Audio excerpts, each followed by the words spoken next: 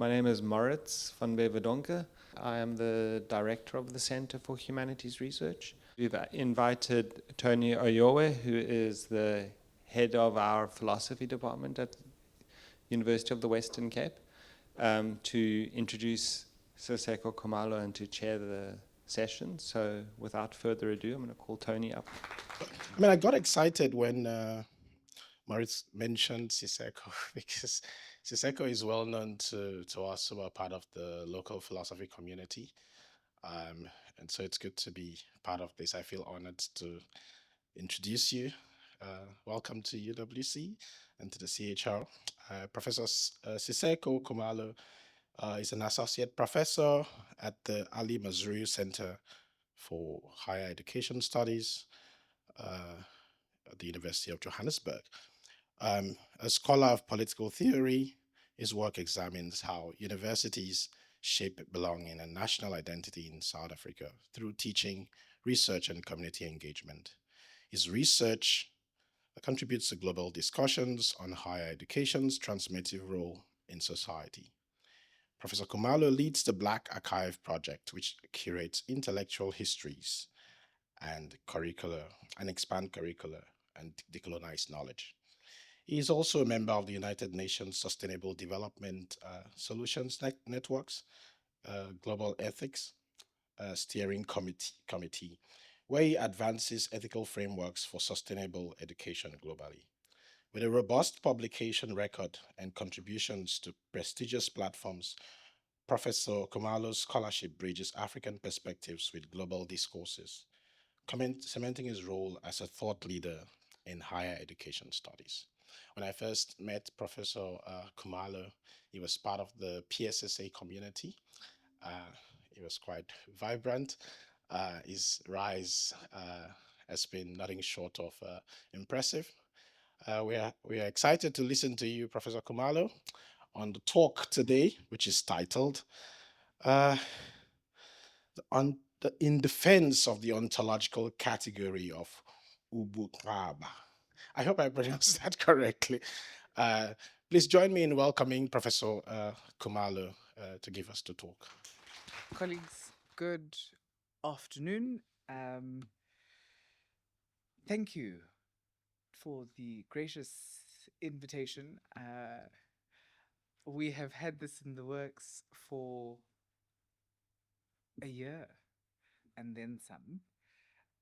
So thank you so much for the invite. It's my first visit to UWC, like ever. And to come to the CHR is such a wonderful pleasure to be in. Oh, now it's got an echo. It's such a wonderful pleasure to be in the space. Tony's just indicated that I technically have been a part or in the philosophical community for quite a bit.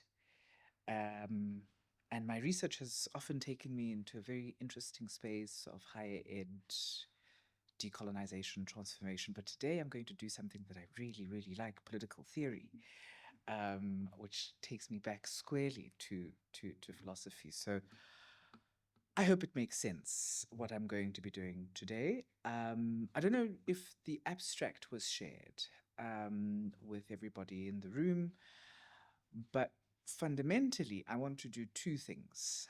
I take issue with Mahmood Mamdani's recent articulation in his Neither Settler Nor Native.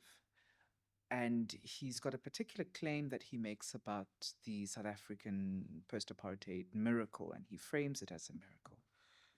And the two things that I want to do is to outline the process of ontologizing the other, right, which I believe Mamdani is guilty of insofar as he rushes to this curious conclusion of the miracle of South African democracy. As I say, he ontologizes Blackness and Indigeneity. This is further demonstrated, I would suggest, by Praeg's report on Ubuntu, which divorces the ontological fact of existing within and among others from the philosophy which Praeg writes about in his book, That Report.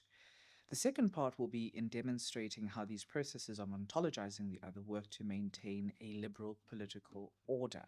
That's the objective of this paper, just to sort of summarize the abstract for those who mightn't have seen it before today. And then I'll just dive right into the paper. Tony, if you could watch my time, because as I say, I'm doing something that I really like, so I could end up speaking for the entire 2 hours or maybe 4. So in order not to do that, please just stop me. I don't know, was it 45, 30 minutes? Is that fine for colleagues? Thank you. In outlining the contribution made here, I'll detail the claim that Mamdani's analysis does little to reckon with the ontology of blackness and indigeneity, and maintains the derision that I have outlined in that publication that came out with Theoria titled Ubuqaba Namakopoka. To be sure, this is a historical matter, insofar as the ontological category of Ubuqaba has always been viewed with scorn in South Africa. And this scornful gaze doesn't only come from the colonial settler, etc., but it also comes from the men of letters, as it were, who are black. This disposition was taken on account of the rejection of the Christian word with its attendant colonial economy and political modes of governance. So settlers arrive in 1820. That's the date that everybody bandies about. 1820, we've got the arrival of settlers. And by 1823, we have the inauguration of the press at Lovedale.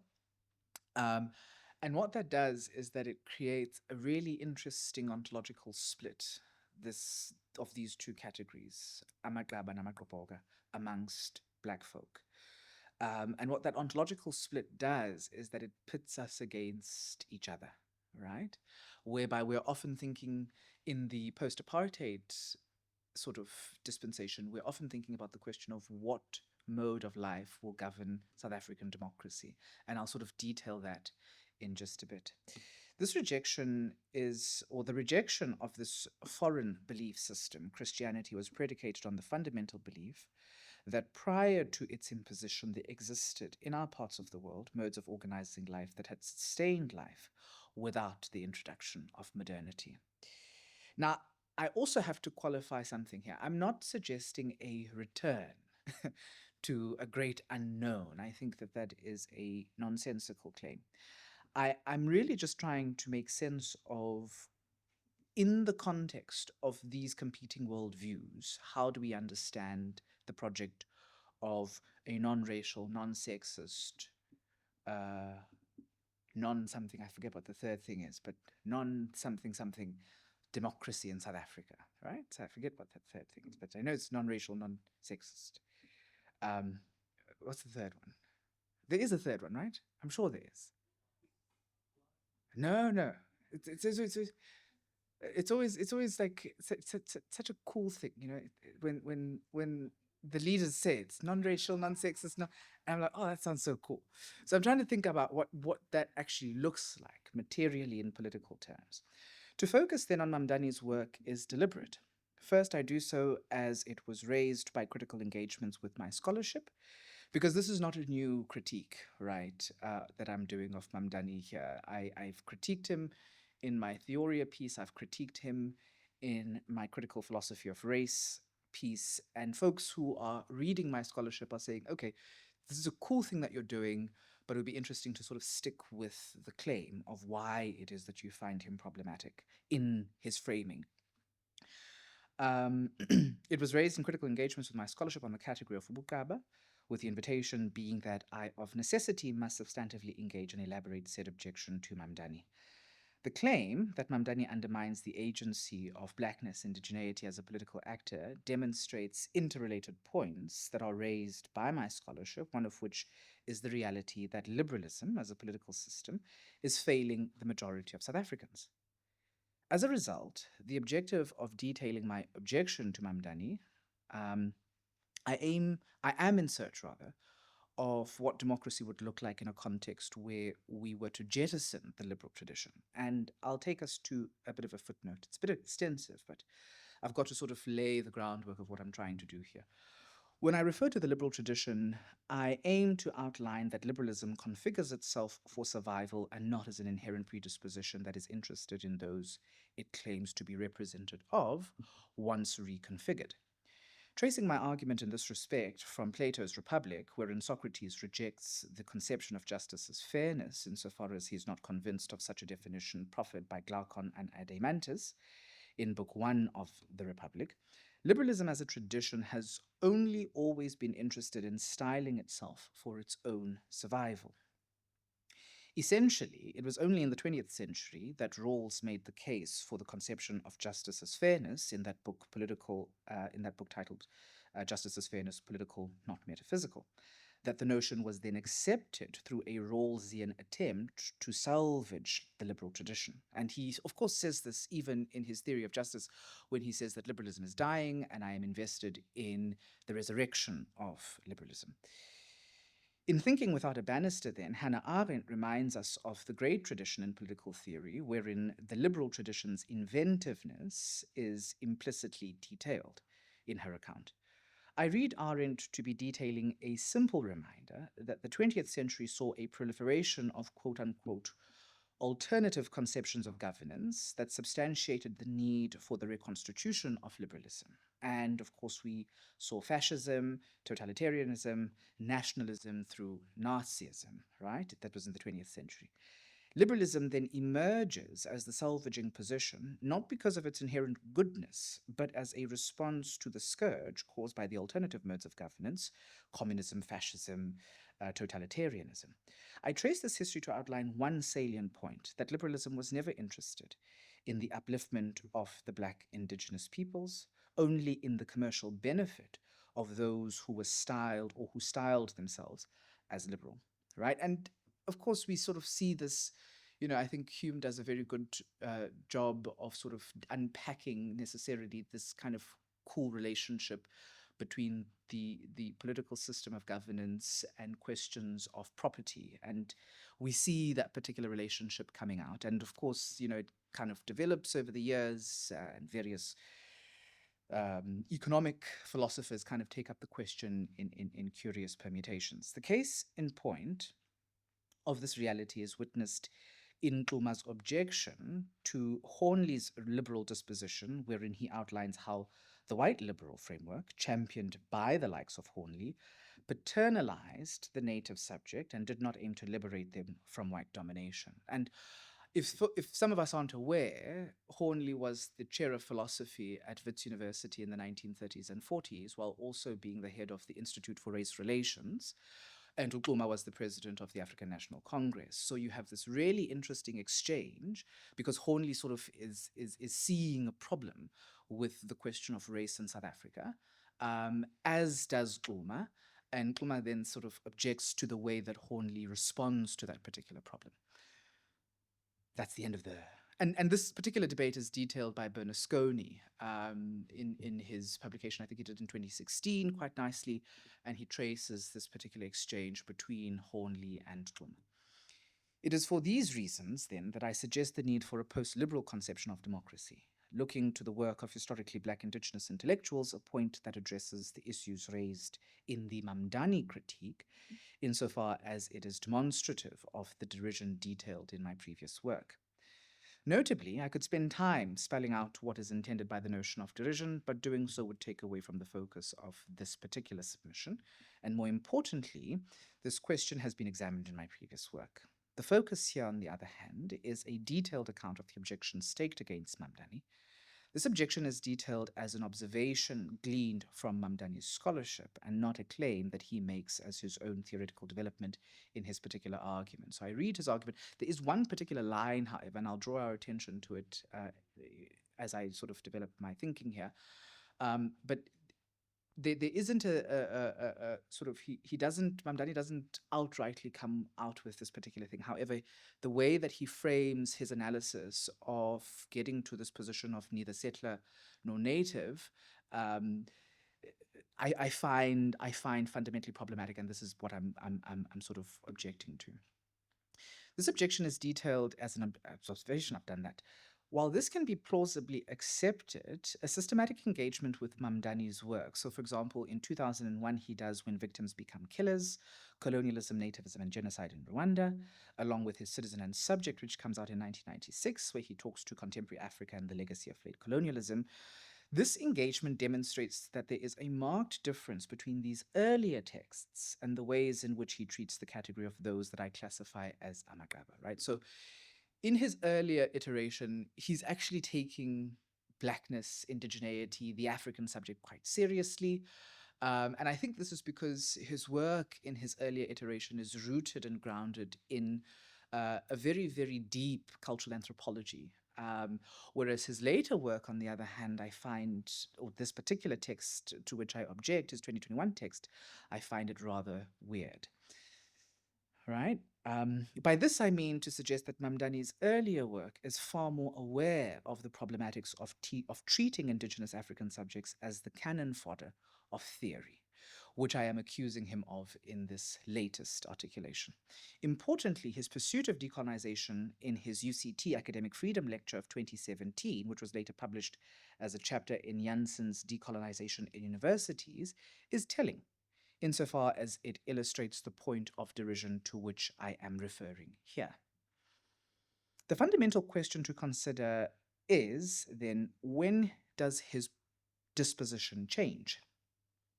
And it comes when it comes to treating South African Black Indigenous subjects with the sense of agential capacity.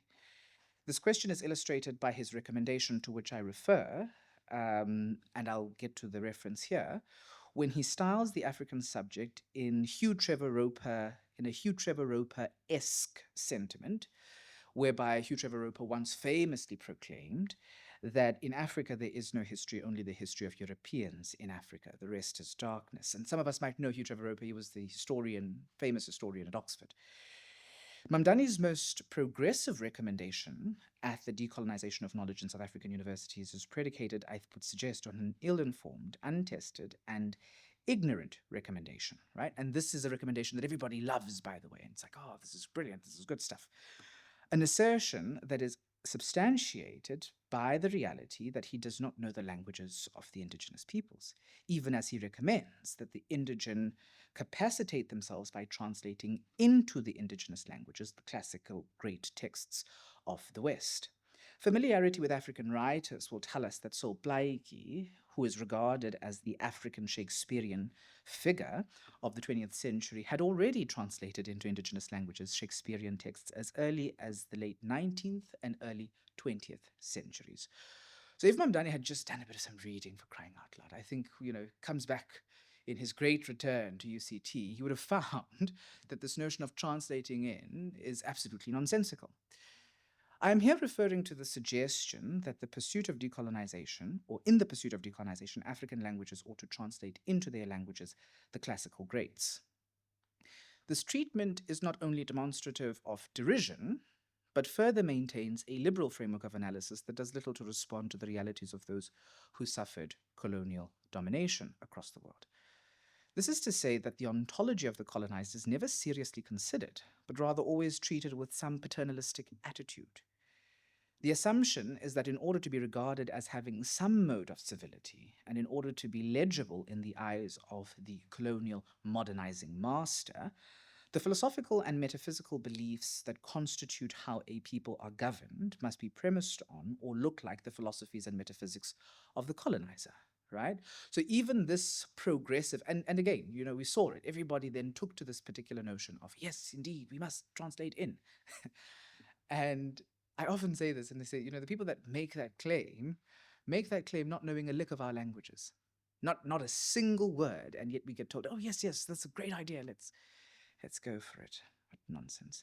Even in the era of post-coloniality, this demand is still made and treated with an air of progressiveness, as witnessed in Mamdani's recommendation of translating in.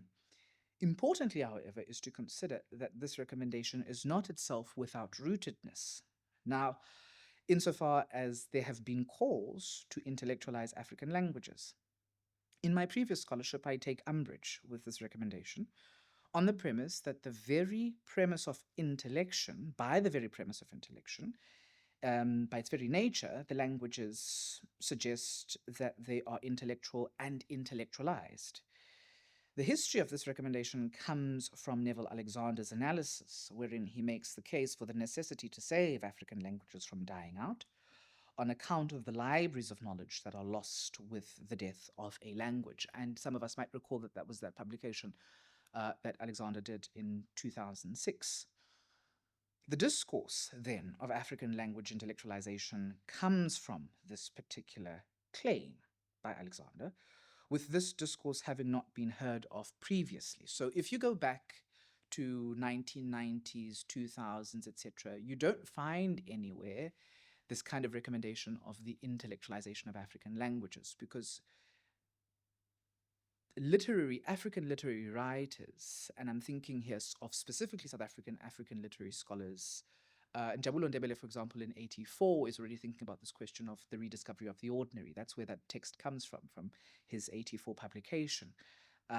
You go to Eskiam Pahlele, you go to Louis Nkosi, you go to Mazisi Gunene. None of them are thinking about this notion of the necessity to intellectualize African languages.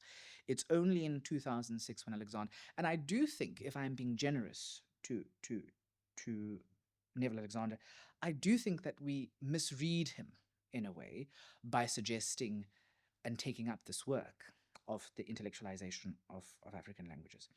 To the point, then, of my observation with respect to the problematics of liberalism, taking seriously the ontological category of Ubuqaba would privilege Alexander's claim of the libraries of knowledge lost with the death of a language, and not treat said languages with the derision that seeks to suggest that they are lacking and without intellectual schemas that cohere internally to the languages themselves. Now, some of us are aware of Russell Kashula's work. He's the forensic chair in languages here at the University of the Western Cape.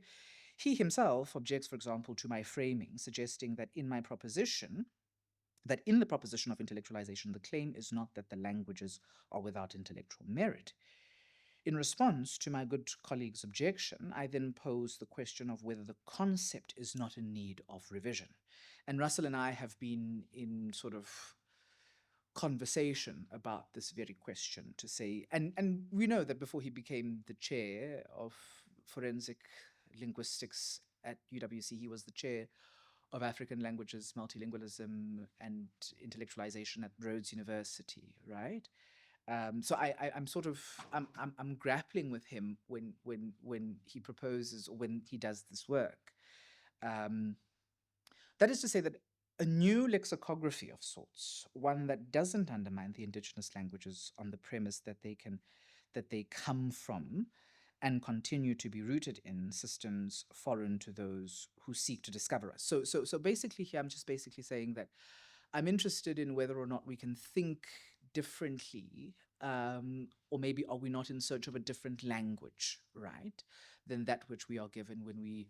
And Dion Ngomo succeeds Russell as the Sarchi chair of, Africanization, intellectualization, and multilingualism at Rhodes University, and my good colleague Professor Ngomo is also kind of grappling with this, right? So he sits in this tension where he's the chair, the Sarchi chair, but is grappling with what that means. And a lot of African language scholars, specifically sociocultural linguists, have been applying themselves to this very question. The work of Pamela Maseko, for example, has been very, very important in thinking about this contradiction. Again, Dion Ngomo himself is sitting with this particular contradiction, and this is why I'm saying maybe we are in need of a new vocabulary here. Maybe we're not looking for intellectualization, we're looking for something else. Now, in my presentation then of this work on other platforms, I'm advised to limit myself to the analysis of South Africa, even as Mamdani treats the categories of indigeneity encountered in other parts of the world, like the United States of America, for example. And he uses 3 cases in that particular text, neither settler nor native, South Africa being one of those particular cases, so that he proves this point of neither settler nor native. For the purpose of my argument, I'm interested in the claim that Mamdani makes, right, that and here I'm quoting from him, so this is where the stickler is, Those who are familiar with literary studies, you'll know that you can build an entire scholarship just by looking at one sentence. It's very nice stuff. So, so he then says, instead, by taking the political approach, South Africans reconfigured perpetrators and victims alongside beneficiaries and bystanders as something altogether new, survivors. All groups were survivors of apartheid with a place at the table after its violence, close quote. So that's the sentence that I'm like, hey, my guy is not make sure. This is the claim that jettisons the classification of his argument as sort of mere reportage. That is to say, that his argument hinges on proving the point that the case of South Africa arrives at his sought after conclusion of abolishing the categories of settler and native, giving us rather a truly post colonial reality that is decolonized, right? So he sort of celebrates South Africa as this grand miracle, right? And 30 years into democracy, I wonder if we are a miracle. The political reality of South Africa, however, demonstrates precisely the opposite. In a way, Mamdani attempts to substantiate the theoretical developments that he advanced in the previously cited work, that is, when his victims become killers, colonialism, nativism, and genocide. So he sort of, in that particular text, is looking for what actually happened in the case of Rwanda, and how do you get out of that particular situation. And I would suggest that his neither settler nor native attempts to resolve that particular problem, right? And insofar as he's trying to resolve that particular problem, he looks at South Africa as this incredible miracle, right? Also important to bear in mind is the fact that the Rwanda genocide happens at the turn of the situation in South Africa. It's democracy, blacks, whites, everybody's voting. It's all of this wonderful stuff. So he's contrasting these two contexts, and he's looking at this miraculous outcome that happens in South Africa, and he's absolutely impressed. But he's an anthropologist, so I would suggest that he might do some anthropology maybe, and not just make a claim. I would forgive him if he were a philosopher, right? The philosophers in the room might take issue with me for saying that, but I would, because then it's, I'd say, oh, he's just purely doing some theoretical work, and he hasn't. But as an anthropologist, I expect him to do a bit more than just to make a claim. Mamdani's analysis of South Africa rushes to the conclusion that owing to the resolutions of the Truth and Reconciliation Commission, forgiveness facilitated a peaceful transition to democracy that seemingly is to the benefit of all. Now, there's some very interesting work that's happening at Stellenbosch University, for example, thinking precisely about some of these questions, led by Professor Pumla Gobodo-Madikizela, thinking about trauma and again, I think the jury's still out on this kind of post-apartheid miracle that is South Africa. And I would suggest, again, to Mamdani, even if he doesn't do anthropology, talk to our colleagues at Stellenbosch to find out the complexity of our problem in this country. The question to consider deals with the derision of Ubuqaba, not only in the scholarship of Mamdani, but also in the thinking of Praeg, as I have suggested. This derision is inherently interwoven with liberal frames of reference, which are characterized as violence by Bernasconi. Now, consider Bernasconi's examination of the problem of liberalism in South Africa. He writes, and I quote, "Liberalism has forgotten Hornley, just as it has forgotten the violence legitimated by liberal ideals. He saw that once those ideals are abandoned, the violence is visible again as what it always was, naked, systemic aggression," close quote. This aggression attacks the ontological foundations of the Black Indigenous subject by way of suggesting that their language is without scientific capacity to be adapted into the university, either in need of intellectualization or capacitation through translating into the very languages, the classical texts of into the very languages, i.e. the classical texts of European descendants. So what I'm sort of trying to get at here is to sort of suggest that, going back as in the 30s, for example, to Hornley's day, the violence of liberalism today is not necessarily sort of brute force, repression, etc., but it comes up as this epistemic violence.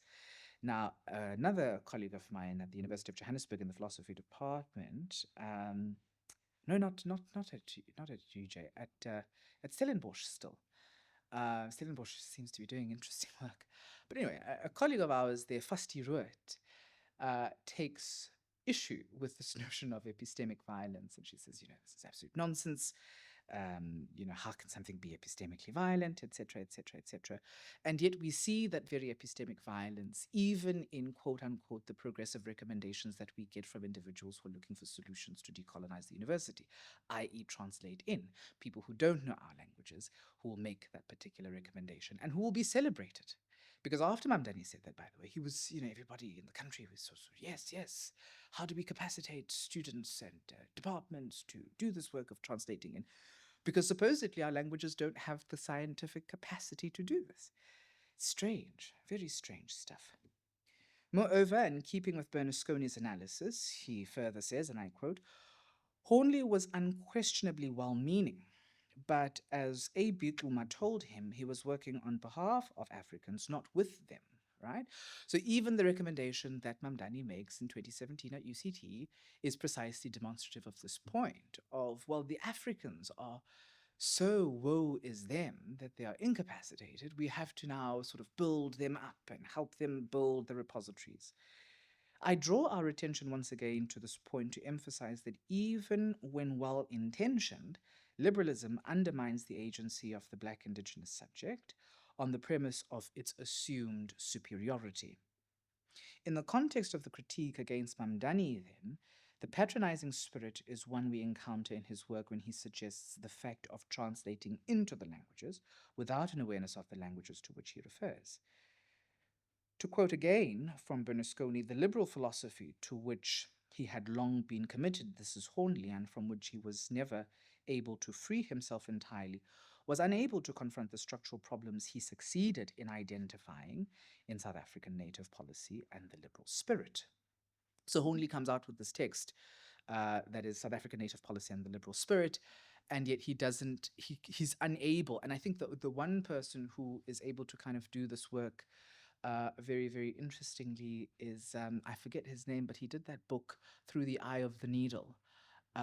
Yes, Turner, working at UKZN or at the time in Natal and working very progressively, surrounding himself with Black consciousness thinkers.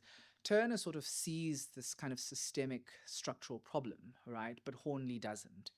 But even Turner, I'm critical even of him. Because I suppose I'm just critical of liberalism. Everybody loves it so much, and I don't see I don't see its merit. I really don't. And I speak as one who I taught a course on political philosophy for a number of years at the University of Fort Hare, and as part of sort of assigning texts to my students, I had to myself become a student of liberalism. And I don't see this great thing that is in this thing called liberalism. It always fails. It always fails. Now, Hornley's liberalism did not allow him to advocate the policies that would redistribute the economic resources in South Africa, even though there was no other way to undermine white dominance as per Kluma's contentions. Now, if we take a moment here, this debate happens in the 1930s and 40s. We are now in 2025, are we not? In 5 years' time, we'll be in 2030, and it'll be 100 years. And we're still stuck with the same problem, right? That facilitates this grand exchange between the then president of the ANC and the then head of the Institute for Race Relations and chair of philosophy at Wits University in the 1930s. So there's something that, again, which is why I say that this thing that is liberalism is not working. It is no wonder, Rawls attempts to style it in new garb in his theory of justice by attempting to reinvent it and reinvigorate it, because it just doesn't work. But insofar as I say it doesn't work, I'm not suggesting that we attempt to look at the alternatives that gave us the problems of 20th century Europe, right? That simply to just be so blunt and bold, I'm not convinced of the communist commitments even of the 21st century as they are articulated. Let's not make sure. But I want to point out in very systematic detail that liberalism itself is not working, which is why you have socialism, communism coming up to attempt to shift our ideas. Having spelt out the problems of liberalism with the intention of demonstrating how it undermines the lives of the Black Indigenous subject, a fact derived from the failure to account for the ontological legitimacy of the Black Indigenous subject as political actor, I'll proceed to do two things as a way of outlining my defense of the ontological category then of Ubuqaba. In the first instance, I aim to distinguish between the process of ontologizing Igaba from the ontology of Igaba. So I seek to suggest that there are two things at play here, right? There's a process in which we can ontologize this particular ontological category, and there is the actual ontology, right? And those are two very, very different things. And I'll take us to the scholarship of three European cats who I think demonstrate my point. And they've been classified as racist because of what they say. And I don't necessarily want to make that particular claim today. I just want to demonstrate how the scholarship that has been characterized as racist is actually in the process of inventing a particular world order that does this work of ontologizing Igaba. The former I hold is a racist mode of reasoning, one that upholds the belief that there is no history in Africa, only the history of Europeans in Africa, as Hugh Trevor Roper exclaimed.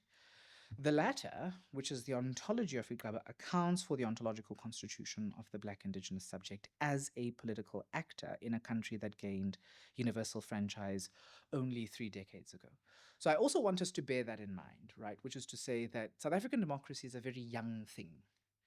And insofar as South African democracy is a very young thing, I think we are still in the teething phases of this thing called democracy, which is why I'm asking the question of what does it actually look like in a post-liberal articulation. To account for the latter is predicated on the question of what South African democracy looks like when it takes seriously the ontology that was violently repressed through legislation such as the Witchcraft Suppression Act. I've had the wonderful pleasure of reading a very, very cool text. Thad asked me to comment on his work, and he brings up precisely this notion of the Witchcraft Suppression Act. And so I do put a caveat in here because I'm thinking with him, 15 minutes. I'm wrapping up, I promise. Thanks. Thanks, Chair. And he says to me, you know, this notion of witchcraft is cool, but he doesn't necessarily believe that there's such a thing as witchcraft. Now, the necessity to answering the question, or to answering this particular question, and the point in singling out legislation such as the Witchcraft Suppression Act of 1895 is not to suggest that witches exist, or to cling to a belief, that would purport such a claim. Rather, the object is in showcasing two things. First, that the ontological category of Ubuqaba was derided even by those who forsook the mode of life that existed on the southernmost tip of the continent when they converted into Christianity. Black intellectuals like William Wellington Kopa, through the only piece of scholarship he penned in English, i.e. his Lovedale Literary Society address of 1886, given a decade before the adoption of the Witchcraft Suppression Act, were in support of passing such laws and the banishment of the belief systems that govern our context prior to the arrival of colonial settlers. So in this move to modernize, or in this move towards modernity, you have Black intellectuals who are vigorously supporting some of the legislation that is coming out of the colonial government, right? So that's the first thing. It's to demonstrate that this ontological split that I talk about of these two categories, i.e. Amagaba and Amakapoga. Second, it is to outline that the tension that exists between Ubuqaba and Makuboka continues to influence the future of democracy in our context, on the logic that should the call for a post-liberal conception of democracy be taken seriously and or succeed, what would democracy look like in view of this ontological split? Now, what's curious here, and I've got only 15 minutes, damn it, but what's really curious here is in contemporary politics, last year we went to national elections, and MK party took 15% of the ANC's vote. Now, as the MK continues to develop, the MK styles itself as a party of those who cling to this Amagaba stuff. They are in support of, what is it, chiefs, they are in support of tradition, etc., etc., etc. And the ANC is kind of this articulation of Amakapoga, the men of letters. And funny enough, I don't know if any of us actually remember this, but Umbegi actually said, when it was announced that Jacob Zuma is leaving and is starting as MK, etc., etc. Mbeki says, curiously, it is useful that certain elements are now leaving the echelons of the ANC, right? So there's genuinely this very, and for the fact that you would have 15% of South Africans voting for the MK party and rallying behind, forget the mess that the MK party is. Like, please, let's think of it theoretically for a second. I know that they're a terribly, terribly messy institution, but forget the mess that it is. But to have 15% kind of buy into that vision tells you that there's 15% of the voting population who are still interested in a mode of life articulated through MK policies or MK politics, right? And this is the reason why I say that it's interesting to sort of ask this question of what does South African democracy look like in the context of these competing ideas. In the second section of the paper, I wish to outline or to detail my defense of the category of Ubuqaba, not because I believe in that it is the right ontological category that will determine post-liberal democratic articulation, but because I wish to treat it without judgment, right? So again, a lot of us who tend to critique the MK often do so because we are so committed to our liberal freedoms and rights that we never actually ask the question of, am I critiquing it because it is inherently problematic, it's logically incoherent, that there's something fundamentally wrong with this thing, or am I critiquing it because I'm sitting on the other side and I don't want to. So there's never really a fair assessment, right? I'm not an MK party spokesperson. I'm not an MK party member. I'm just saying, as a philosopher, the judicious thing to do would be to say, what does it look like to examine that particular proposition in and of itself without imposing stuff that's external to it as part of that examination, okay? Now, I'm concluding, Chair, I promise. This is my final stuff. Distinguishing between ontologizing and the ontology of Ubuqaba. To demonstrate the point of the ontologization of blackness, of the Black Indigenous subject, I take my reader to the work of Hegel. Many assume and often frame his phenomenology of spirit as the fundamentally racist text that ought to disqualify Hegel from the systematic consideration he is given in philosophy, even in Africa. The text, however, that expressly sort of indicates what I conceptually frame as an ontologization framing is his philosophy of history lecture, wherein he conducts a comparative analysis between the Negro and the European and proclaims, and I quote, the only essential connection that has existed and continued between the Negroes and the Europeans is that of slavery. In this, the Negroes see nothing unbecoming them, and the English, who have done most for abolishing the slave trade and slavery, are treated by the Negroes themselves as enemies, close quote. The paternalism expects the black subject to be grateful to the actions of whiteness in determining the lives of blacks, of black beings all across the world. Moreover, Hegel continues, and I quote, slavery is in and for itself injustice, for the essence of humanity is freedom. But for this, man must be matured. The gradual abolition of slavery is therefore wiser and more equitable than its sudden removal, close quote. This comes from his History of Philosophy lecture.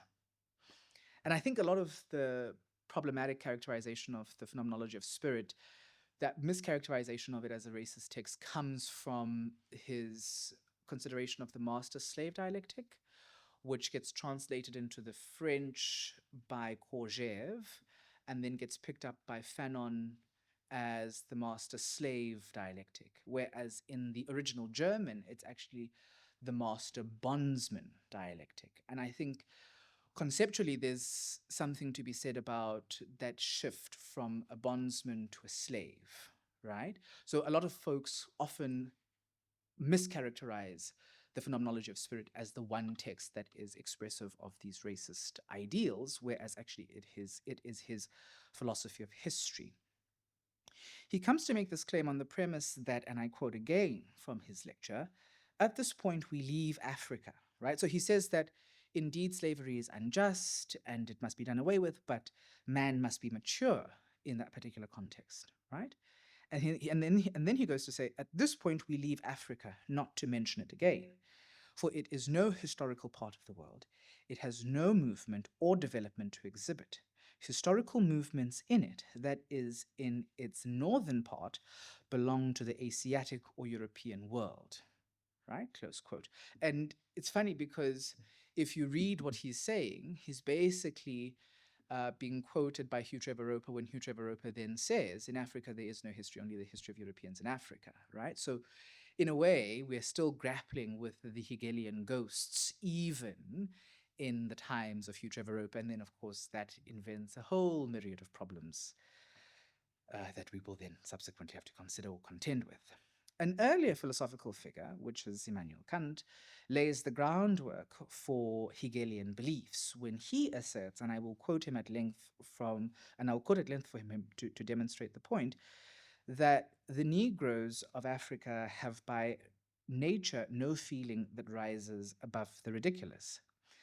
And he goes on to say that Mr. Hume challenges anyone to adduce a single example where a Negro has demonstrated talents, and asserts that among the hundreds of thousands of blacks who have been transported elsewhere from their countries, although very many of them have been set free, nevertheless, not a single one has ever been found who has accomplished something great in art or science or shown any other praiseworthy quality, while among the whites there are always those who rise up from the lowest rubble and through extraordinary gifts earn respect in the world. Right? This is Immanuel Kant. Very curious cat.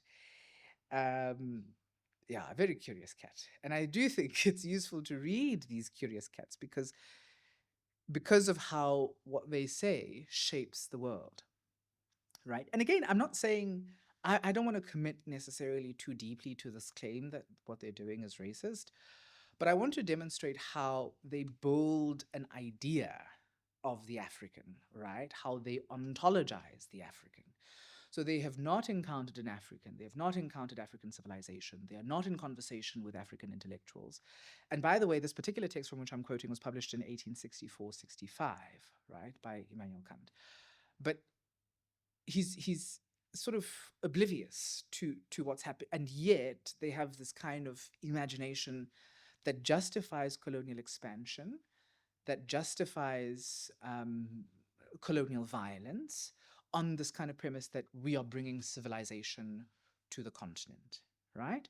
And in a way, they are fashioning the ontology of the African subject, and they fix it. They fix it in a historical mode. And again, Mamdani in his Citizen and Subject demonstrates precisely this point of the fixing of, of the African indigenous subject as historical, as pre-logical, as without language, without history, without art, etc. Now, Kant quotes from Hume when he completes this idea and argues in the essay of National Characters, this is Hume, he says, I am apt to suspect the Negroes to be naturally inferior to the whites. There scarcely ever was a civilized nation of that complexion, nor even any individual eminent either in action or speculation. No ingenious manufacturers amongst them, no arts, no sciences. On the other hand, the most rude and barbarous of the whites, which were the ancient Germans, the present Tartars, have still something eminent about them in their valor, form of governance, or some other particular. Such a uniform and constant difference could not happen in so many countries and ages if nature had not made an original distinction between these breeds of men. Not to mention our colonies. They are Negroes, slaves dispersed all over Europe, of whom none ever discovered any symptoms of ingenuity, though low people without education will start up among us, and distinguish themselves in every profession. In Jamaica, indeed, they talk of one Negro as a man of parts and learning, but it is likely he is admired for slender accomplishments, like a parrot who speaks a few words plainly. And this comes from his essays on moral, political, and literary. That's an excerpt from him. This is why I say it's so useful to read these cats, right? 5 minutes. I'm already wrapping up, Jay. I'll be done in 2, not even in 5. It's useful to read these cats because even to this bloody day, there's Belgium is such a curious space. The Belgians are very curious people. No, they are. They genuinely are. Because they exhibit in very curious form fundamentally problematic. There's a friend, colleague of mine, a photographer I know, who had put on an exhibition in one of the famous museums in Belgium.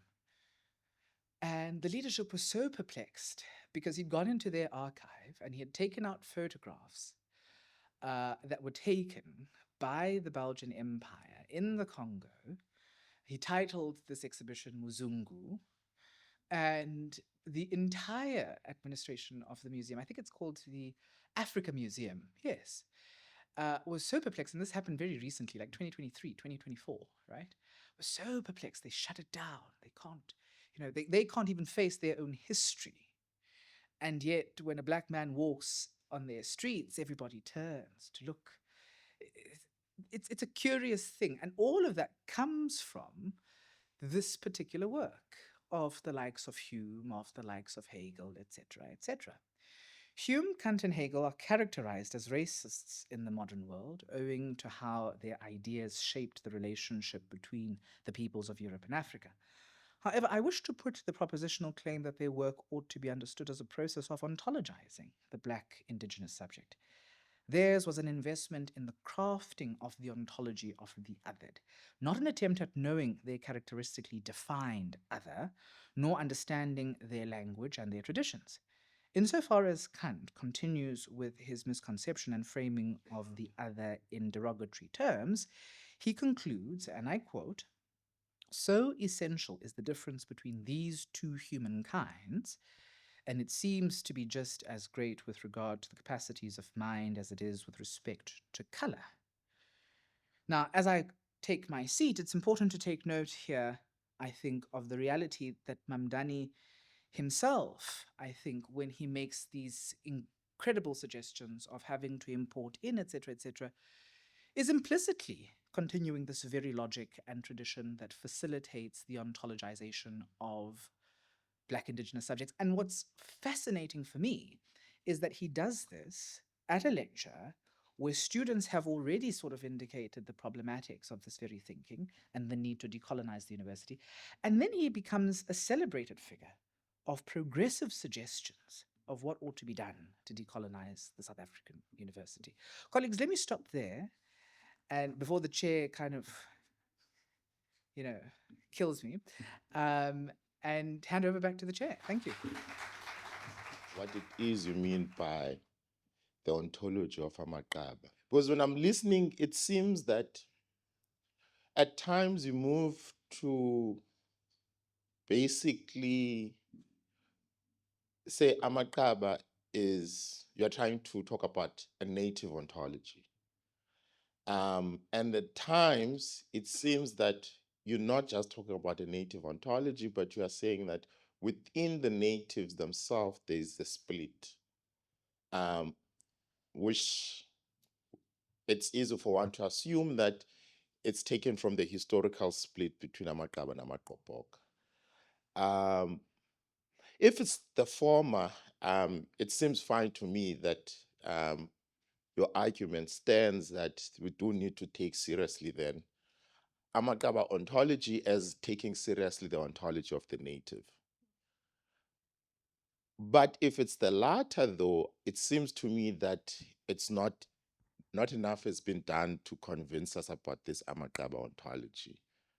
Because if it's a distinction between Amaqoboka and Amaqaba, it seems to me more than a distinction, an ontological distinction is an epistemological distinction. In similar ways, for example, if we were to go to Europe during the rise of the nationalists, the social nationalists, the Heideggerians and the Nazis had a very different way of believing how life should be lived. You have the Heideggerian going back to nature, blah, blah, blah, blah, blah, which was quite different from a liberal, traditional European liberal tradition.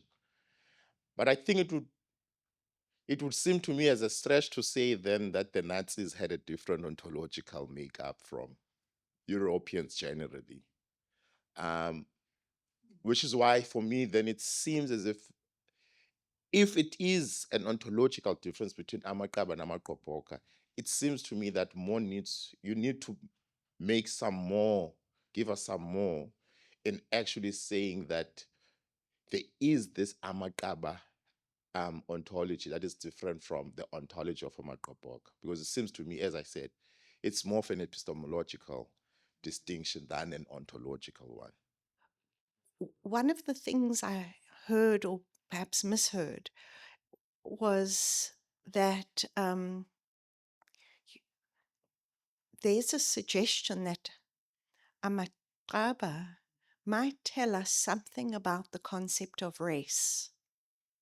In isiXhosa, that the English word race as a concept category itself misses. I was wondering, and I know that this wasn't the kind of horizon of the talk, but it's something that came out so strongly when you were kind of by contrast to the kinds of thinkers whose, I would say, less racist than race centered. So the texts and the European philosophers that you quoted, I mean, their racism is the racism that we grapple with as a problem in the world, which is an anti-Blackness, as we were discussing in our reading group, but is bigger than that and more kind of persistent and stubborn as a concept that has a material life and history. But it seems as if your argument is actually opening up another horizon around a critique of race, and that it is located perhaps in a lexicon that does exist and has the potential to elaborate a conceptual critique of race that might further weaken race as a certain kind of edifice that shapes human life.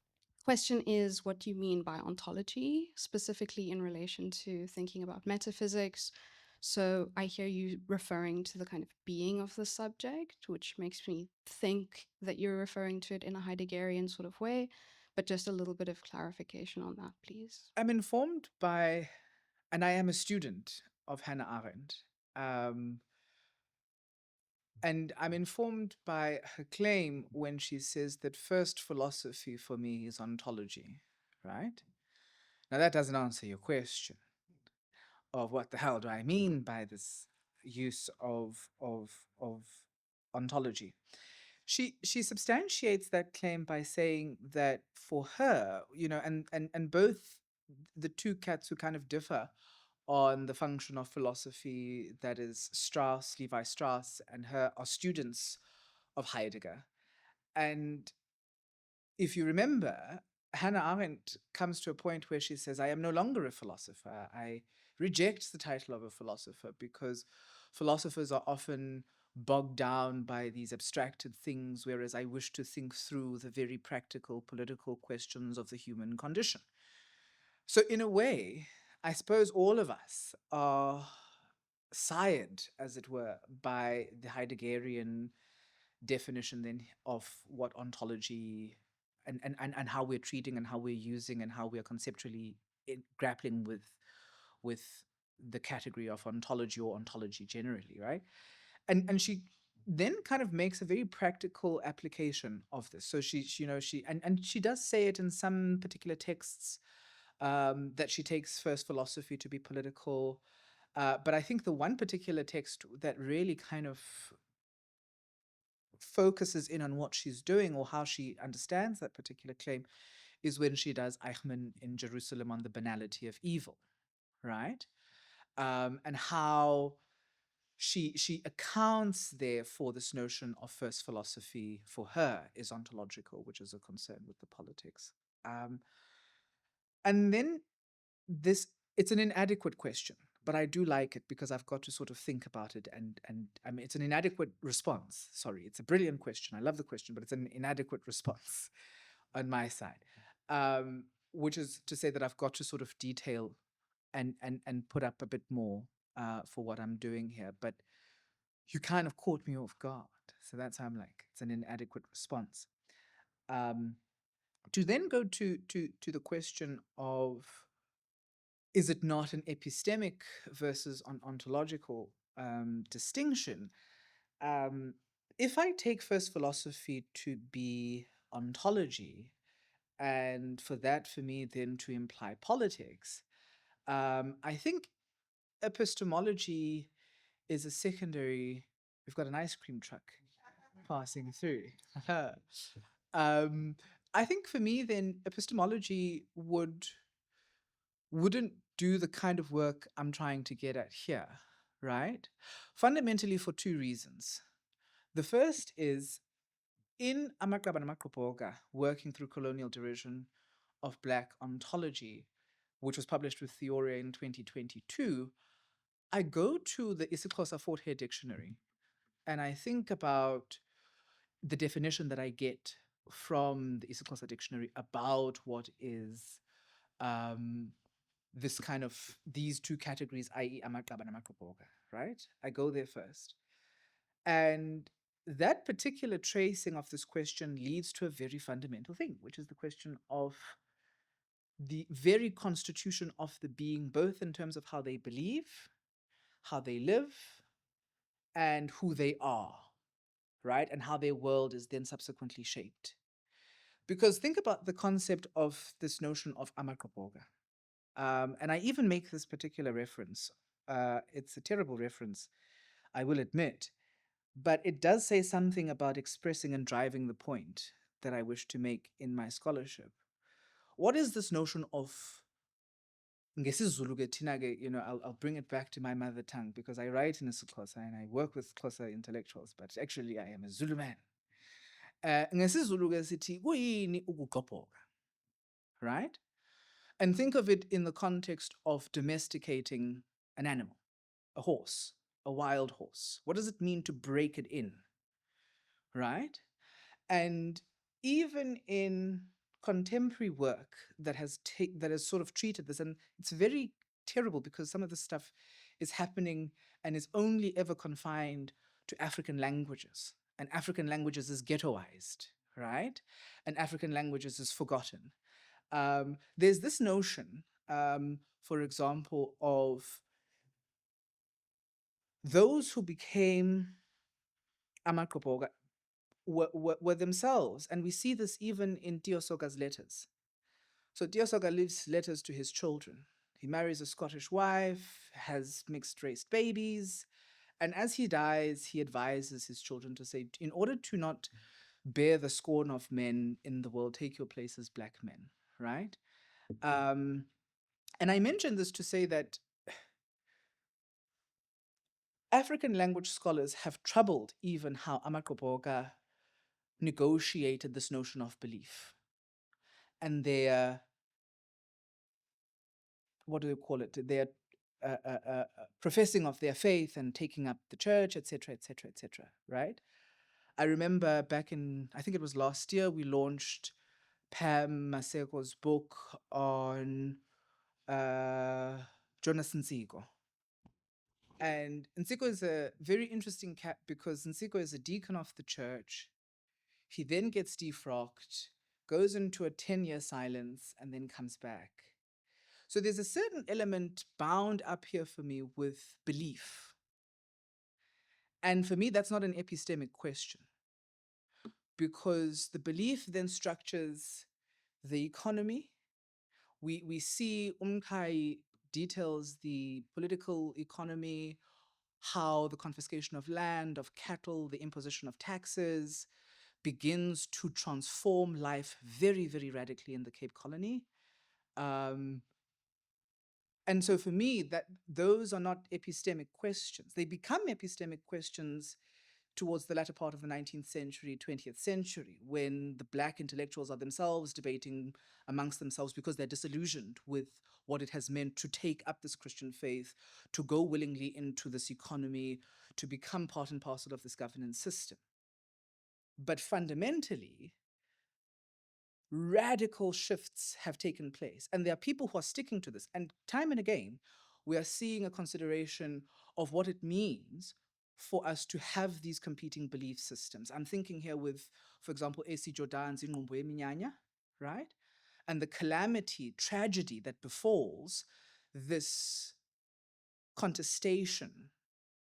I'm thinking with Zekson Dar's Heart of Redness, and again, the calamity that befalls his characters in those texts. I'm thinking, for example, with even Umkai Zikyala Mawele.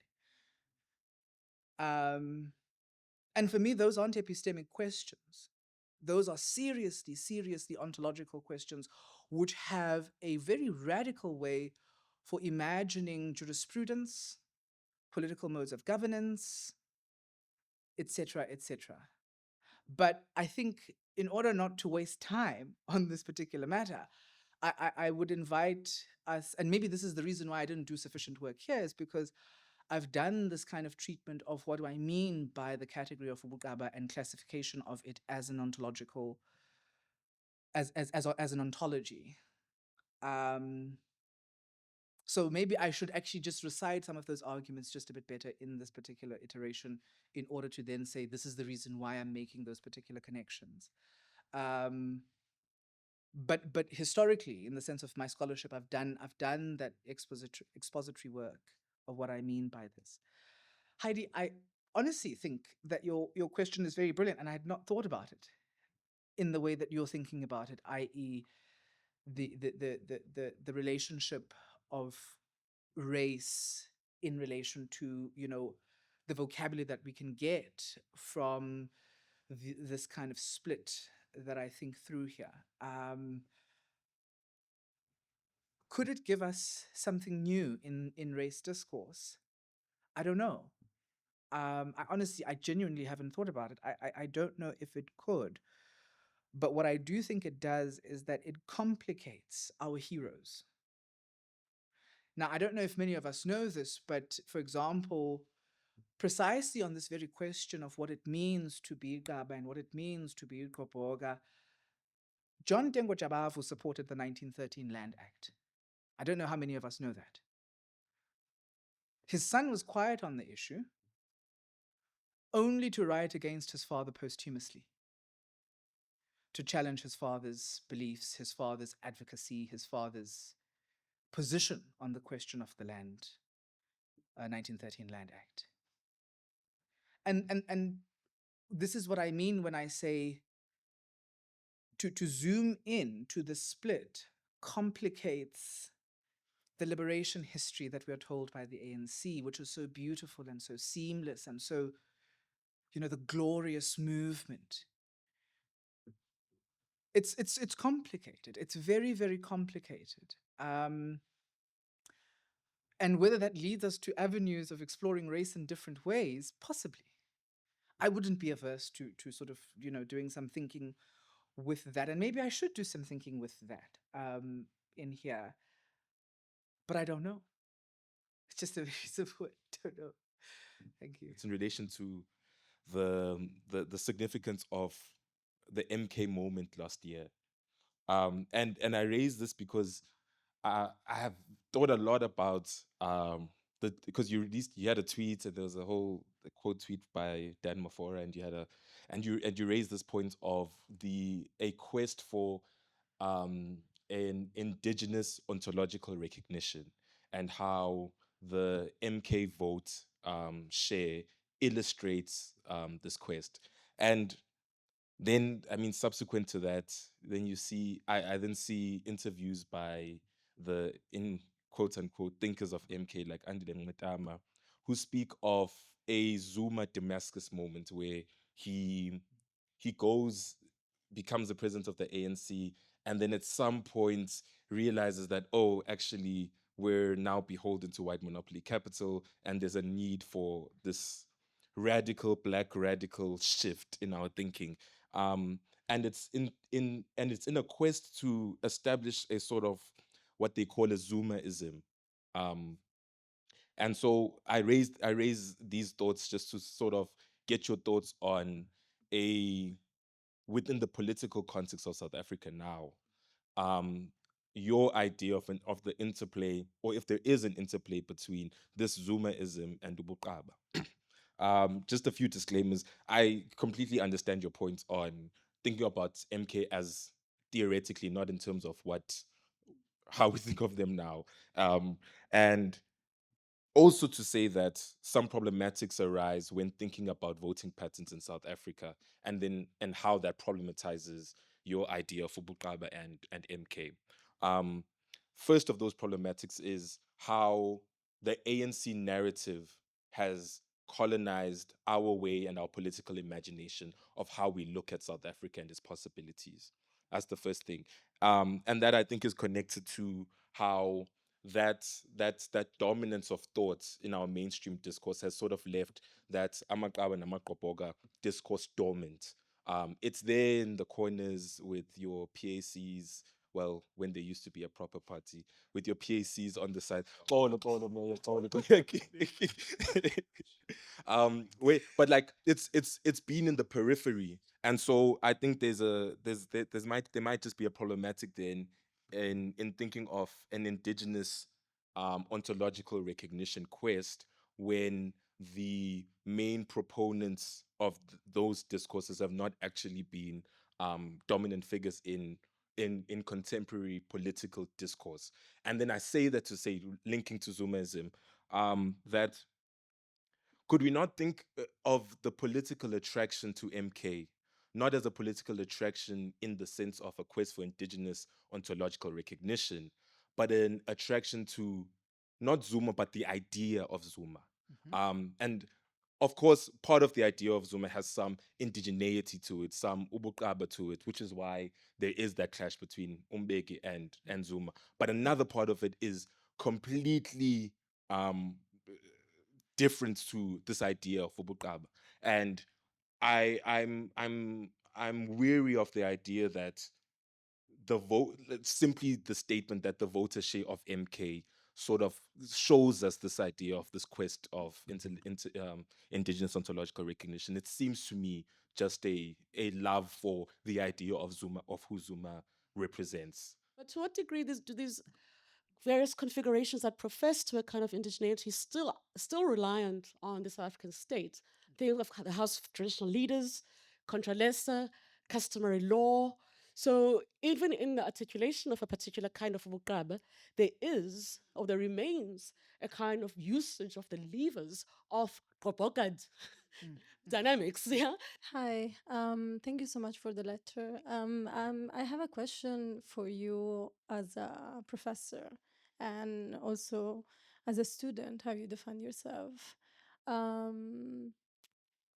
What do you mean when we are like what the intellectual world mean when they ask the university to be decolonized with this specific language as a using word like decolonize? What like university themselves is a structure of power and come from a specific historical moment. So, and it seems like that, like I just let you answer, otherwise I will just articulate my feeling about it.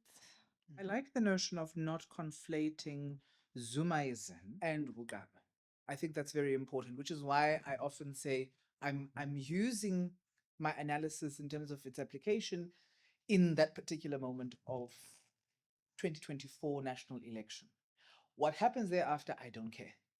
I really, but I do think it's a theoretically rich moment, that moment. So I like the disclaimer to say not to conflate Zumaism with Ubuqaba, right?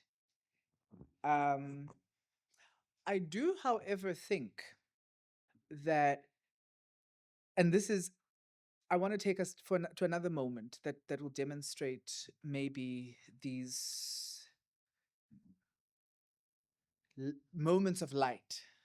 Remember I don't know what year it was now, but the year that Zuma was to be remanded into custody, was that 2023 or 2022? 21. Now, what beautifully happened there, and I always love this, I don't like the violence. I'm not interested in the violence. I'm not. But I am fascinated in one thing that happened. The dissenting judgment and Umgilija converged on one thing. Umgilija says, Ngiliqaba, ngayeka grade 2. Ngoba uthisha wayemfundisa esikolweni washoda. Kusho njalo. Uthi kwashona uthisha wayengifundisa azange ngisaphindele esikolweni. Ingakho ngingafundile. Babese bathi hawu, yazi ngabe ukude nempilo athi ngikufishaneni kuma nje. But the point is, he's quote unquote illiterate according to conceptions of literacy, etc., etc. And at the time, he is the head of the military regimen, Ibutho. And he comes to the same conclusion that Justice Theron came to in her dissenting judgment. And Hannah Arendt, once again, helps us to think through those questions when she distinguishes between power and authority. Justice Kampepe implores South African Police Service, National Defence Force to enforce the court order, which is the remandment of President Zuma into custody. And Justice Theron says, in you imploring these two arms of power, military and the defense, you have exposed us fundamentally to a crisis here, which is to say that the court's legitimacy has waned. Now Mgilija notices exactly the same thing. And what does he do? He says, Ngeltata ibutho likaZulu ngiye enkandla. They will not arrest the president. And it's a beautiful thing in the sense of the both of them coalescing on this particular observation, because I think it tells us a quote unquote non-cultural, quote unquote objective truth that we sort of diagnose and detail in political theory, which is this distinction between power and authority. The moment that you have to leverage power to enforce authority, authority's legitimacy is no longer in force. And as I said, I'm not interested in what happens thereafter. People loot, this happens, etc., etc. I'm not interested in that. But I'm interested in the fact that Ubuqaba and a sitting justice of the Constitutional Court can come to the same assessment, and that spells political doom for KZN and Gauteng, fundamentally, because that's where the looting, the rioting, the this and the that happened, right? And it wasn't Umgilija who also said, I'm taking the people must go and loot. No. He just said, I'm taking Ibutho likaZulu, I'm going to Nkandla, they will not arrest Zuma. That's all he said. And the country was on tenterhooks. and Theron had called it, and Mkilija had called it. So I like the caution of not conflating Ubuqaba with Zumaism, because I think that not treating Ubuqaba seriously has those implications. That's what happened in South Africa in 2021 when we thought, it's fine, can all just tits up. And it did go tits up. It really did. And I'm trying to get to a point whereby we treat Ubukaba as a political actor very serious. Because the other thing, you know what then happens, is that people then blame Umkilija, they do this, they do that, they do the other thing, they talk about the rioters, this and that and the other thing.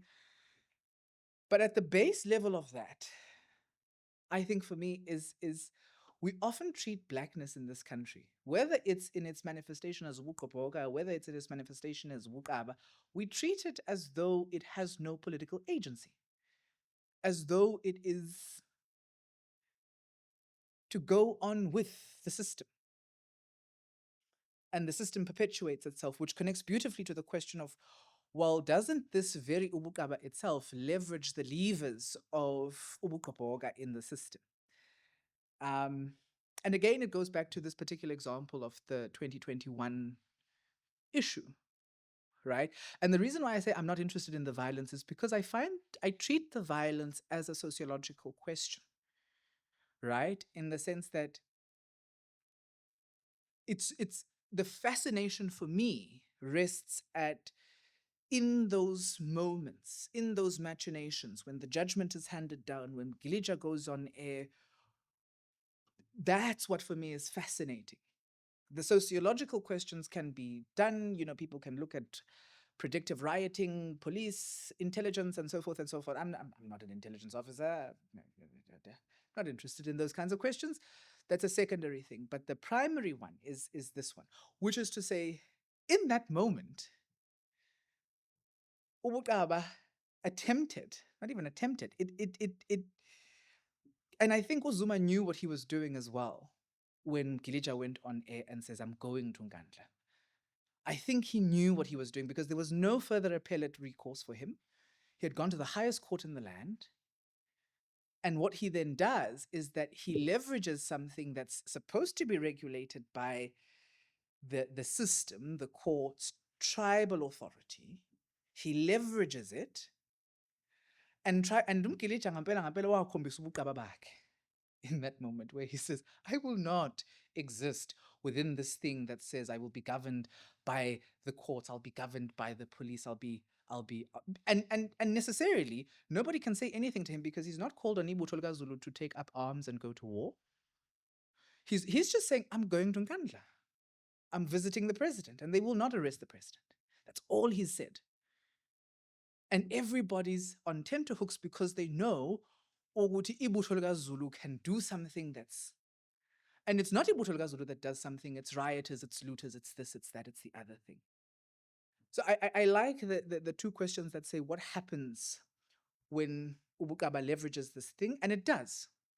I often say to a lot of folks, it's interesting that we look at the House of Traditional Leaders, and sometimes the president subjects himself to questions at the House of Tribal Authority Traditional Leaders. And yet it's the very same system that will say today, oh, he didn't comply with something, so the coronation of Umisu Zulu is not aligned. And this is why I then say that for me, the concern here is post-liberal democracy. What does post-liberal democratic articulation look like? Because liberal democracy as it stands, attempts to control something that doesn't want, in the form of Umkilija, doesn't want to be controlled when the system is a go. Right? And that's why I say it's dangerous not to pay attention to it. It's dangerous to dismiss it. It's dangerous to say, it is what it is, we'll continue with our own thing and. Right? I don't know if that answers the two questions, but I'm loving the way that you are thinking about these things because they're challenging me and in a way they're affirming that I'm in the right direction. I'm asking the right questions, even if I don't answer your question. I'm sorry, colleagues. Apologies for that. But I love the generosity of probing. And then what does decolonization mean in the context of a system that is an institution of power and exercises power, I think it's a contradiction in terms. And this is the beauty of South Africa. And I think all post-colonial contexts that share the similar history of South Africa is it's a contradiction in terms. Because the university will say, yes, we'll do that. No, we won't do that. I recently gave a lecture and I asked a very pivotal question. Nowadays, decolonial stuff has become part and parcel of our performance review requirements, right, as professors in the system. And the question that I asked was, now I've got a colleague of mine, Professor Hladwayo, Mlamuli Hladwayo, who are with at the Ali Mazrui. He writes about neoliberalism in the university and how problematic it is, etc., etc. And he's doing quite some good work about on that type of stuff. But I was being provocative precisely because he was in the room, and he doesn't like the fact that the system has regulated us such that we now have to say, this is how I've decolonized my cause. This is how I've done performance management, right? So he's like, hate that. But the question I ask to the room is, insofar as when I was a student, we demanded the decolonization of the university. And insofar as the university has agreed to decolonize, it has now set decoloniality as a performance management review requirement. And it's weird. It's like the weirdest thing in the world. But the question I ask, and I'm not convinced yet of either my colleague's response or of my own position in the sense of saying yes to this, but I ask the question of, is that not a win? If we said we wanted this, and the system responds by regulating that in this managerialist thing, craze, is that not a win for the students who were on the streets who were saying, we want our courses decolonized, we want. Now, I'm not convinced by my colleague who says it's only neoliberalism and managerialism, and I'm not convinced by myself as well who's saying, well, maybe it's a win. I'm not convinced by either positions, but the question stands, which I think highlights the point that you're making of this curiosity of a thing that is the university, where in the claim and the proposition will be made of decolonization.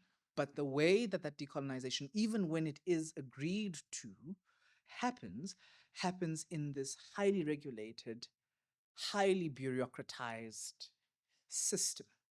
And the university will simply say this, and I'm not a manager. I don't want to be a manager anytime soon.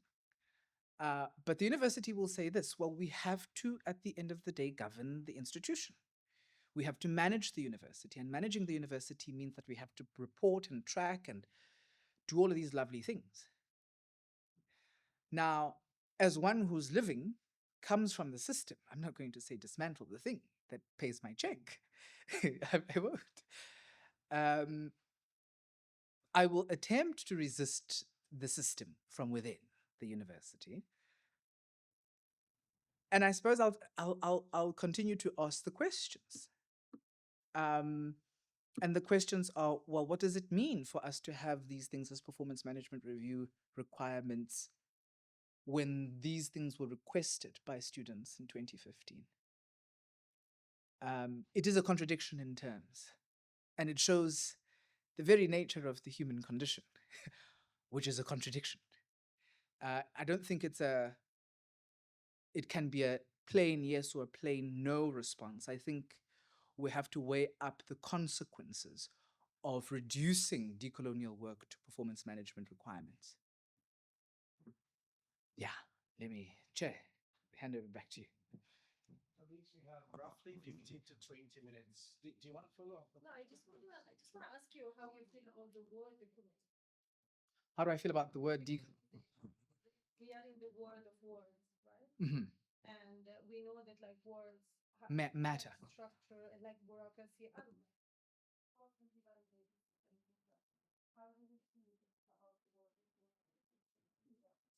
Now,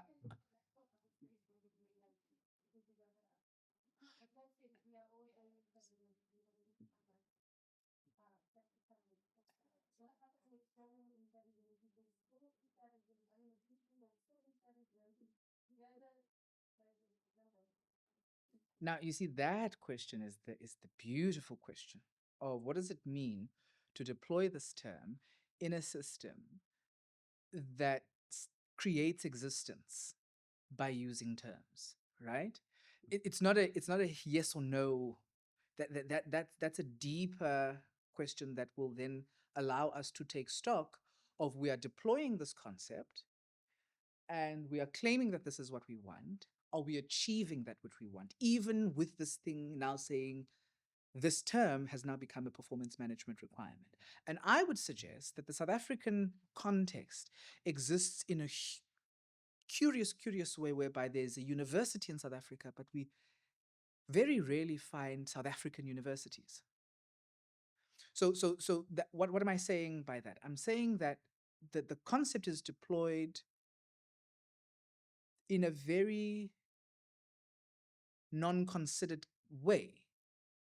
It makes us good as a university. Now I'm getting even heart palpitations. It makes us good as universities to say that we're decolonizing and our performance management review systems require that our lecturers do X, Y, and Z, and we are doing X, Y, and Z. And we can demonstrate it in our reports that we submit as universities. But does that translate to actual reality? It doesn't. Do we care? We don't. Right? And in our not caring, what does that do? Look at our cities. Look at South Africa. Look at how unequal South Africa is. And yet White Paper 3 of 1997 says that higher education ought to work to ameliorate the historical injustices of the past of our country. And yet universities are completely... I remember when I joined the University of Pretoria back in 2018, I protested vociferously to what I classified as a city-state of the university, gated, regulated. I had come from Rhodes University, it was open access campus. Everybody could walk in, the cows, the donkeys, everything. It was a beautiful thing. The city bled into the university bled into the city, you know? And I get to Pretoria, and it is a militaristic machine that is I don't know about that, but it's a militaristic machine that is highly guarded, and I became persona non grata at the ship because of my protestation.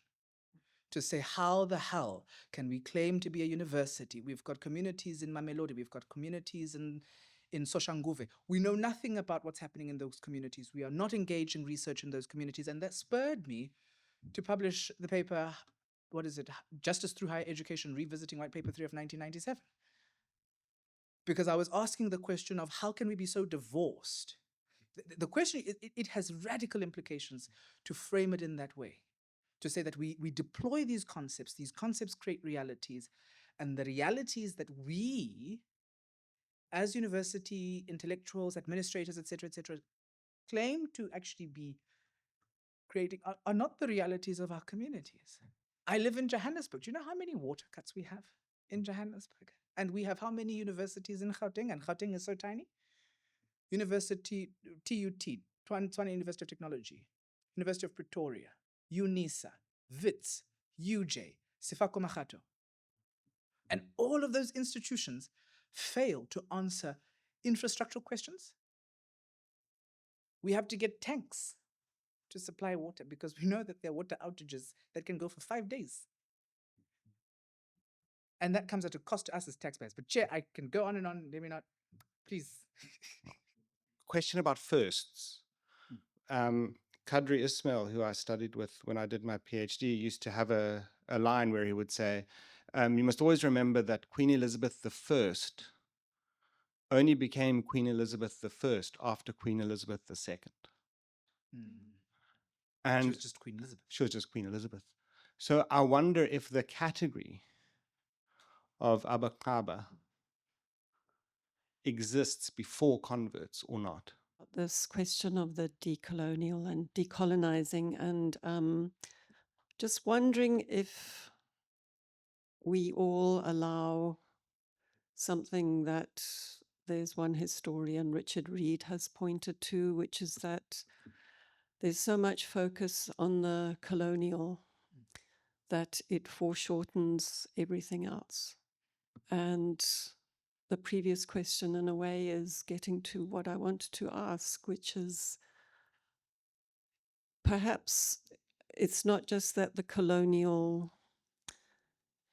is a big problem now, but maybe we should think about how long it took for certain colonial things to be put in place. And that maybe there are durabilities from everything else that was there before those colonial things became implanted and taken up in different ways and in very uneven ways that we've been referring to here. So I'm interested in the durabilities, which it seems to me your talk was really engaging with and opening up for us here in very evocative ways.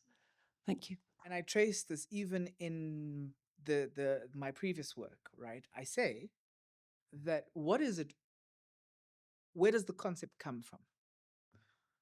Now, S.K. Mkai does a beautiful thing as he's tracing his history, telling his biography, etc., etc.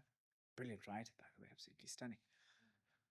But he does something very interesting. He goes back to his childhood, and there's an account of him where he says, he wanted to do traditional circumcision because he had in his mind conceived of this idea that if he was not circumcised and had not been inducted into the echelons of manhood according to Xhosa custom, he would never have amounted to anything in terms of his contribution and the kind of contribution he wanted to make to his people. And when he says his people, he's not talking to only the isiXhosa nation or the AmaXhosa people. He is talking to South Africans generally, because he comes into the world in a time where the union has been formed and there are these great contestations. And before he dies, he gets given this incredible title of the poet of the nation, or the poet of the people. Mbongi Yesizwe, poet of the nation. But he comes up against resistance in his school. His teachers do not want him to do this barbarous act. And I believe it is Diosoga who is called upon to intervene on the question. And Diosoga says, yes, the boys can conduct the ritual so long as they do not apply the red ochre on their faces. Right? So the concept of Igaba comes from the smearing of the ochre. And because the smear, which is why, if I go back to the first question that was asked, and I believe it was a beautiful question, really, it was of whether or not is this not an epistemic or an ontological question. The act of the smearing is denotative of so much customarily in terms of belief. It is a form of marking. It is there's so much that is, even to this day, for example, amagqirha, esiXhoseni, when they come back, you will find that they have the white clay, right? The concept of Ubuqaba imbola, which is the red ochre, is so, which is why then these cats and how these cats distinguish themselves. So you have, in what is Zulu are called amazemtiti, the exempted ones, right? And Hlonipha Mokoena always tells the story. She's in the archive, she's going through the archive, she's going through Ilanga, and there's an advert of izitofu. What are izitofu? Suits, English suits. They are called stoves because they're so bloody hot in the African sun, right? And they're being sold.